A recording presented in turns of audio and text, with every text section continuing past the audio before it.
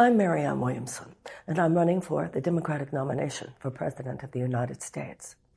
I'm running because I believe that only a radical humanitarianism turned into political force can create for the United States and for the world a sustainable future.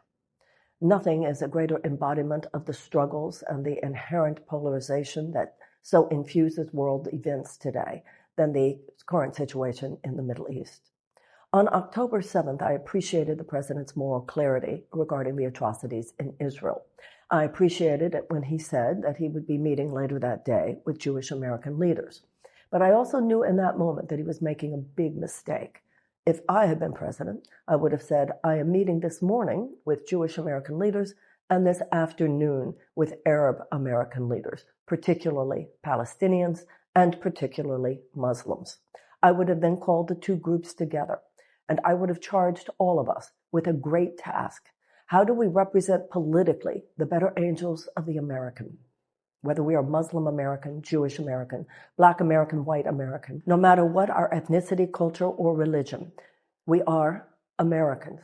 And from that place, we must find a way within our consciousness and within our politics to truly lead the world. We must lead the world into that place that Rumi spoke of, when he said, beyond all ideas of good and bad, right or wrong, there is a field.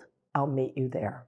Even before the Israeli invasion of Gaza, I spoke in videos and in articles about how the very idea was a bad one.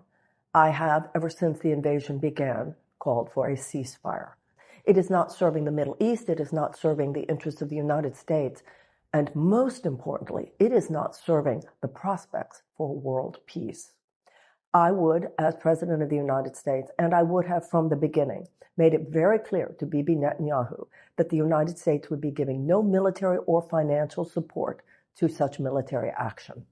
All it is doing is increasing misery and horror, not only for Palestinians, but I believe ultimately for Israelis as well. I also, over the last several decades, would have been far bolder and more vocal, as I was as an author and as a public figure, in my criticism of Netanyahu's policies. Over the last 15 years, I have written, I have spoken about how that occupation of the West Bank is illegal. The settlements are illegal. The siege and the blockade of Gaza is unacceptable. Two things can be true at once, and they are here. The atrocities of October 7th are completely unacceptable. At the same time, we all know that none of this came out of nowhere. There was never a military solution to this problem, and there isn't a military solution now. Justice, justice, thou shalt pursue. There will be no peace until there is justice. That is why I call, as a presidential candidate, and would vigorously call as president, and as president would demand, an immediate ceasefire, release of the hostages, and architecture for a two-state solution. That architecture cannot be led by the United States, but we can be a passionate and vigorous participant. It must be an international consortium, which now draws up the plans, which will have something to do with a return to the pre-1967 borders. People talk about how difficult this will be. Of course it will be difficult, but it must be done. There is no other option. I know that people on the far right, as well as the far left, want a one-state solution, which to me, if anything, is a setup for a bloody civil war. It is that. As President of the United States, it will not matter to me whether someone is this religion or that religion or lack thereof, this ethnicity or this culture. It will matter to me that we are Americans, and I will seek in all public policy to express the better angels of our nature.